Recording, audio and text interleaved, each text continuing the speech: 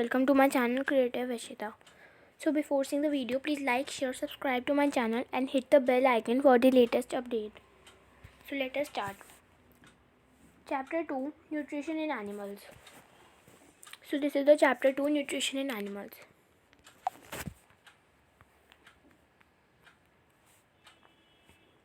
You learned in chapter 1 that plants can prepare their own food by the process of photosynthesis. तो मतलब आपने chapter 1 में पढ़ा होगा, मैंने वीडियो अपलोड कर दी है, मैं डिस्क्रिप्शन बॉक्स में भी प्रोवाइड कर दूँगी लिंक, तो फिर आप उसमें से देख सकते हैं। तो जो प्लांट्स है वो अपना खाना खुद बना सकते हैं फोटोसिंथेसिस के प्रोसेस से, लेकिन पर एनिमल्स अपना खाना नहीं बना सकते। तो ये जो एनिमल्स है ये अपना फूड कहाँ से लाते हैं? प्लांट से लाते हैं, या फिर वो प्लांट को ही खा लेते हैं, या फिर अगर वो प्लांट को भी नहीं खाते तो फिर जो एनिमल प्लांट खाता है उसी को ही खा लेते हैं। और कुछ एनिमल्स ऐसे होते हैं जो प्लांट और एनिमल दोनों खाते हैं, ठीक है। तो उसको रिकॉल करना आप कि जो सारे ऑर्गेनिजम्स है ह्यूमन बीइंग को इंक्लूड करते हुए उनको फूड चाहिए होते हैं, किसके लिए? ग्रोथ के लिए, रिपेयर और फंक्शन करने के लिए, बॉडी के लिए, ठीक है। तो ये जो एनिमल न्यूट्रिशन है वो क्या क्या इंक्लूड करते हैं? न्यूट्रिएंट इंक्लूड करते हैं, न्यूट्रिएंट रिक्वायरमेंट, जो हमारी बॉडी को जितना न्यूट्रिएंट चाहिए होता है। Mode of intake of food, तो मतलब जब खाना को अंदर लेते हैं तो फिर वो और यूटिलाइज करते हैं हमारी बॉडी, ठीक है। तो अब आपने ये स्टडी किया होगा क्लास 6 में कि जो फूड है वो बहुत सारे कंपोनेंट से बना होता है। तो लिस्ट करो। तो पहला तो हो गया प्रोटीन्स,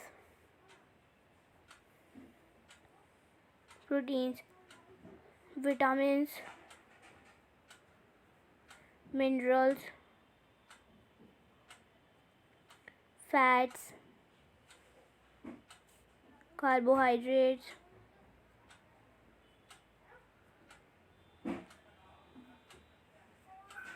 और रफेज,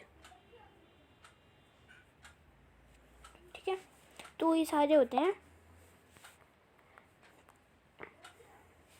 तो ये जो फूड के कंपोनेंट होते हैं जैसे कि कार्बोहाइड्रेट्स, ये जो होते हैं कार्बोहाइड्रेट्स वो कम्प्लेक्स सब्सटेंसेस में होते हैं, ठीक है। और ये जो कम्प्लेक्स सब्सटेंस है वो हमारी बॉडी से यूटिलाइज नहीं होता, तो फिर हम उनको तोड़ते हैं सिंपलर सब्सटेंसेस में।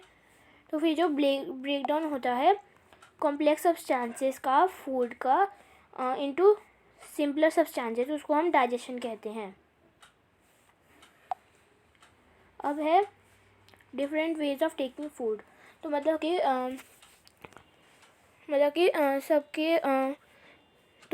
सबके अंदर अपने खाने को इनटेक करने के फूड सबके अलग हैं, तो हम अब इसमें पढ़ेंगे। तो mode of intake food into bodies, तो मतलब कि जो मोड है फूड का अंदर लेने का बॉडी का, तो फिर वो हर ऑर्गेनिज्म से वेरी करता है। जैसे कि बीज और हमिंग है वो नेक्टर चूसते हैं किसका? प्लांट्स का। इन्फेंट्स से of humans and many other animals, तो जो बच्चा है वो माँ का दूध पीता है, और ऐसी ही सारे एनिमल्स अपने मदर के मिल्क को फीड करते हैं। तो ऐसे ही एक स्नेक है जिसका नाम है पाइथन, वो स्वैलो करता है एनिमल को। तो वो एनिमल को स्वैलो करता है, पहले तो उसको प्रे को उसको दिख जाता है, फिर वो उसको एनिमल को स्वैलो कर लेता है। और कुछ एक्वेटिक एनिमल्स जैसे कि एक्वेटिक का पानी है और यहाँ पे फिश है, ठीक है। और यहाँ पे जैसे कि यहाँ पे खाना फ्लोट करे तो फिर वो आएगी और खा लेगी, और फिर ऐसे ही वो अपना खाना को फीड कर लेगी, ठीक है। तो what type of food and mode of feeding of following animal, तो ये फूड का टाइप क्या है और मोड क्या है फीडिंग करने का बहुत सारे एनिमल्स का। तो फिर अपने ऑब्जर्वेशन लिखो गिवन टेबल में, और फिर लिस्ट करो मोड्स ऑफ फीडिंग टेबल से। तो टेबल यहाँ पे दिया हुआ है और फिर लिस्ट करो, ठीक है। तो ये मैं आपको दिखा देती हूँ, ये टेबल दिया हुआ है। तो फिर ये टेबल दिया हुआ है, टेबल 2.1, तो फिर ये हमको टेबल दिया हुआ है, जैसे कि स्नेल कौन सा फूड खाता है। तो हमको लिखना है कि स्नेल कौन सा फूड खाता है। स्नेल खाता है इंसेक्ट को। और फिर उसका फीडिंग का मोड क्या है। उसका फीडिंग का मोड है स्क्रैपिंग। ऐसे ही एंट क्या खाती है, ग्रेन्स। तो इसका हो गया ये स्क्रैपिंग करती है, स्क्रैपिंग। और अब है ईगल का क्या होगा, फूड फिश। तो फिर ये कैप्चरिंग और स्वेलिंग करती है। Humming bird nectar sucking, lice blood sucking, mosquito blood sucking, butterfly nectar.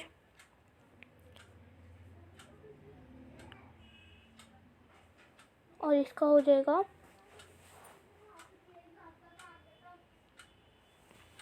साइपॉन्जिंग। और अब है हाउसफ्लाई का लिक्विड फूड स्पॉन्जिंग। तो ये हमारा टेबल हो गया है। तो अब हम पहले ये अमेजिंग फैक्ट पढ़ लेते हैं जो कि स्टारफिश के बारे में दिया हुआ है हमको। तो ये जो अमेजिंग फैक्ट है स्टारफिश के बारे में है। तो ये जो स्टारफिश है वो एनिमल पे फीड करती है जो कि हार्ड शेल से कवर होता है। हार्ड शेल किससे बना होता है, कैल्शियम कार्बोनेट से। और फिर जैसे ही शेल खुल जाता है तो स्टारफिश क्या करती है, उसका पेट मुंह में आ जाता है और फिर वो सॉफ्ट एनिमल जो कि शेल के अंदर होता है उसको खा जाती है। तो फिर ये जो स्टमक है ना, फिर वो अंदर चला जाता है बॉडी के। जब उसने फूड खा लिया होता है स्लोली डाइजेस्टेड हो जाता है ये जो फूड है इसका। अब है डाइजेशन इन ह्यूमन। तो हम फूड अंदर लेते हैं किससे, माउथ से, और डाइजेस्ट कर लेते हैं और यूटिलाइज कर लेते हैं। तो ये जो अनयूज्ड पार्ट्स हैं फूड के तो फिर डिफेक्टेड हो जाते हैं। तो क्या तुमने वंडर किया है कि क्या होता है जब फूड हमारी बॉडी के अंदर चला जाता है। तो जब फूड हमारी बॉडी के अंदर पास करता है, एक कनाल होता है उसके अंदर से पास करता है जो कि बकल कैविटी से स्टार्ट होता है और एनस तक ख़त्म होता है। तो ये जो कनाल है ये बहुत सारे कंपार्टमेंट्स में डिवाइडेड होता है और इसके बहुत सारे वेरियस कंपार्टमेंट्स हैं, जैसे कि बकल कैविटी, फूड पाइप या ओसोफिगस। तो फूड पाइप का दूसरा नाम है oesophagus. Stomach, small intestine, large intestine जो कि एंड होता है रेक्टम से, और एनस। तो ये लंबा बात नहीं है। तो इन्होंने क्वेश्चन पूछा है कि क्या ये लंबा बात नहीं है। तो फिर ये जो पार्ट्स है ये सारे मिल के क्या बनाते हैं, एलिमेंट्री कैनाल, जिसको हम डाइजेस्टिव ट्रैक्ट भी कह सकते हैं। तो ये जो फूड कंपोनेंट है तो फिर ये वो धीरे धीरे डाइजेस्ट हो जाते हैं फूड, जैसी फूड ट्रैवल करता है इन वेरियस कंपार्टमेंट से। और ये जो इनर वॉल्स है स्टमक की और स्मॉल इंटेस्टाइन की और वेरियस ग्लैंड की, जैसे कि सलाइवरी ग्लैंड, लिवर, पैंक्रिया, ये सारी डाइजेस्टिव जूसेस सेक्रेट करती है। तो ये जो डाइजेस्टिव जूसेस है ये कम्प्लेक्स सब्सटेंसेस होता है ऑफ। तो ये जो सारे कम्प्लेक्स सब्सटेंसेस रहते हैं तो फिर ये फूड का तो फिर उसको सिंपलर फॉर्म में बना देती है। और जो डाइजेस्टिव ट्रैक है और ये सारे ग्लैंड में लोकेटेड होता है। तो फिर ये जब ये एक साथ मिल जाता है तो फिर वो डाइजेस्टिव सिस्टम बनाता है। तो अब हमको पता चल गया कि जो फूड है कि जो क्या होता है जब फूड डिफरेंट पार्ट्स में चला जाता है डाइजेस्टिव ट्रैक में। अब है the mouth and the buckle cavity. तो जो फूड है वो हमारी बॉडी में चला जाता है, अंदर चला जाता है किससे, माउथ से।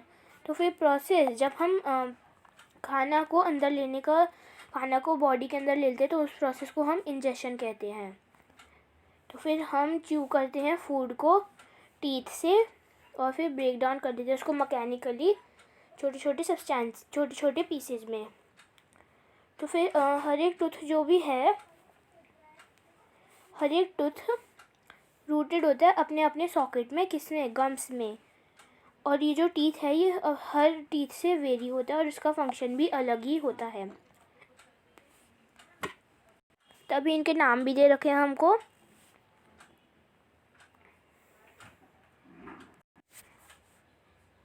अब है एक्टिविटी 2.2 अब इन्होंने दिया कि अब अपने हाथ धो और फिर अपने मिरर में देखो और अपने टीथ को काउंट करो। अपनी इंडेक्स फिंगर लो और टूथ को फील करो। तो कि कितने कैसे आप टीथ का कौन सा काइंड फाइंड कर सकते हो।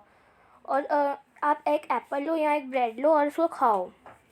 तो कौन सा टीथ आपको बाइटिंग में और कटिंग में यूज़ हो रहा है, और फिर और कौन सा पर्सिंग और टीयरिंग में यूज़ हो रहा है। ठीक है। Also find the ones that use for chewing and grind. तो मतलब अब और ऐसा भी करो कि ऐसा टीथ बताओ कि जो च्यूइंग और ग्राइंडिंग में भी हेल्प करता है। तो अपने ऑब्जर्वेशन को रिकॉर्ड करो। तो जैसे कि कटिंग और बाइटिंग टीथ हमारी 4 होते हैं, तो टोटल 8। अब पर्सिंग और टीयरिंग तो ये हमारे होते हैं 2 तो हो गए 4। तो क्या चूइंग और ग्राइंडिंग 4 और 6, ये भी 4 और 6, तो मिलकर क्या बनाते हैं ये 20।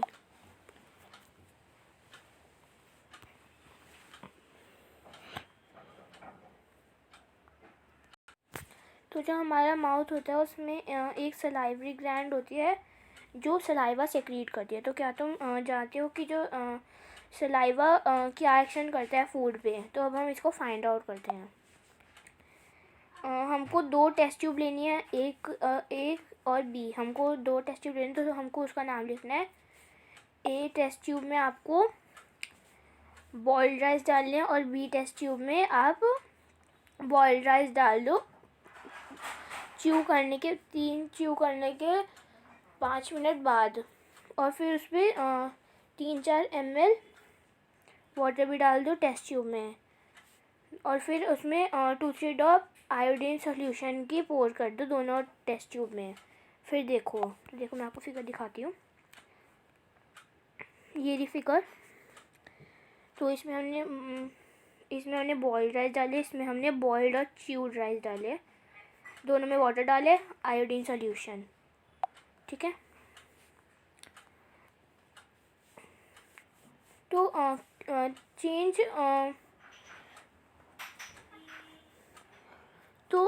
कि जो चेंज है कलर ऑफ टेस्ट ट्यूब में क्यों आया।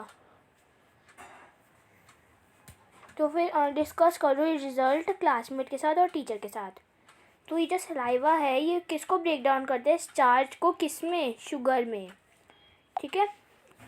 अब है the tongue is a fleshy muscular organ attach at the back of floor of buccal cavity. तो मतलब एक जो टंग है ये एक फ्लैशी मस्कुलर ऑर्गन है जो कि हमारे जो बकल कैविटी है उसके पीछे जुड़ी हुई है, और ये फ्री है फ्रंट से भी और कहीं पे भी ऑल डायरेक्शन में ये मूव कर सकती है।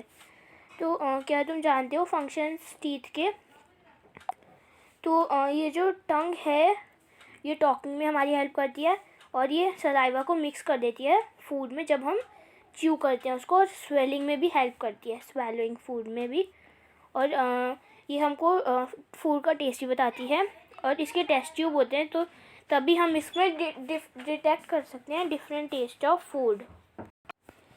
तो ये हमको ये मिक्स करती है सलाइवा फूड में जब हम च्यू करते हैं, और हेल्प करती है हमको स्वेलिंग करने में। और हम टेस्ट भी कर सकते हैं फूड को, क्योंकि इसमें टेस्ट बड होती है जो कि हमको डिफरेंस बता देती है कि फूड का टेस्ट कैसा है। तो वी कैन फाइंड आउट। तो हम ऐसी पोजीशन फाइंड आउट कर सकते हैं टेस्ट बड की हेल्प से, एक एक्टिविटी की मदद से। तो अभी हम वो एक्टिविटी पढ़ लेंगे। पहले हम स्वीट टूथ एंड डीके पढ़ लेते हैं। तो स्वीट्स एंड टूथ डीके, तो यहाँ पे दे रखा है कि एक बैक्टीरिया होता है वो हमारे माउथ में प्रेजेंट होता है, लेकिन पर वो हार्मफुल नहीं होता हमारे लिए। लेकिन अगर हम अपने दांत को क्लीन नहीं करते और माउथ को भी क्लीन नहीं करते खाना खाने के बाद, तो ये जो हार्मफुल बैक्टीरिया है ये जीता है और फिर ग्रो भी होने लगता है। तो ये जो बैक्टीरिया है ये ब्रेक डाउन करता है शुगर्स में जो कि प्रेजेंट होती है लेफ़्ट ओवर फूड में, और रिलीज़ करता है एसिड। तो और ये जो एसिड है फिर ये हमारे टीथ को डैमेज कर देता है, तो तभी हमारी टूथ डीके होता है। तो फिर अगर ये ट्रीटेड नहीं हुआ टाइम पे तो फिर ये टूथ एक भी हो कर सकता है, और इसमें टूथ के एक्सट्रीम केसेस भी लगते हैं, और रिज़ल्ट क्या होता है, जो हमारी टीथ है वो निकालना पड़ता है। जो बच्चे बहुत सारे चॉकलेट्स खाते हैं, स्वीट्स खाते हैं, कोल्ड ड्रिंक खाते हैं, कोल्ड ड्रिंक पीते हैं और अदर शुगर प्रोडक्ट्स भी करते हैं, तो फिर उनके टूथ डीके होता है। तो तभी खा लो, लेकिन लिमिटेड से खा लो। तो तभी हमको क्लीन करना चाहिए टीथ को विद ब्रश या फिर दंतों से, और फिर डेंटल फ्लॉस से। तो डेंटल फ्लॉस क्या होता है, एक थ्रेड होता है जो कि हमारे टीथ में मूव करता है, उसको जो फूड पार्टिकल उसमें लेफ्ट ओवर होता है उसको निकालने के लिए। हमें इसको 2 बार यूज़ करना चाहिए दिन में, मतलब पूरे एक डे में। Rinse your mouth after meal, खाना खाने के बाद अपने माउथ को रिंस करना होता है। और हमें डर्टी फिंगर्स या फिर अनवॉश्ड ऑब्जेक्ट्स नहीं लगाने चाहिए माउथ में। कभी कभी क्या होता है कि आप हरी में होते हो या बातें करते करते खाते हो या फिर लाफ करते करते खाते हो, तो फिर आपके हिकअप्स आ जाते हैं या चोकिंग सेंसेशन हो जाती है। तो ये तभी होता है जब फूड पार्टिकल्स आपके विंड पाइप में एंटर करता है। ये जो विंड पाइप है ये एयर को कैरी करती है नॉस्ट्रिल से लंग्स तक, और फिर ये रन करती है एजेंट से फूड पाइप तक। थ्रोट के अंदर एयर और फूड शेयर होता है एक कॉमन पैसेज से। तो तभी ये जो फूड है ये हमारे विंड पाइप में एंटर कर जाता है। तो जब वो विंड पाइप में एंटर करता है तो फिर फ्लैप लाइक वेल्व क्लोज हो जाती है, और फिर जो पैसेज है विंड पाइप का वो हमको गाइड करते हैं कि फूड को फूड पाइप में जाना है। If by chance food particle enter to windpipe we feel choked और हिकअप्स, तो मतलब हमें खांसी आ जाती है और हमें हिचकी आने लगती है। तो वो हम ये करते हैं activity 2.4। Prepare a separate sample each of sugar solution, common salt solution, lemon juice and juice of crushed Neem leaf और बिटर गार्ड। तो मतलब हमें एक सैम्पल बनाना होगा शुगर का, कॉमन सॉल्ट का और लेमन जूस का, जूस मतलब करेले का जूस का। अब हमें एक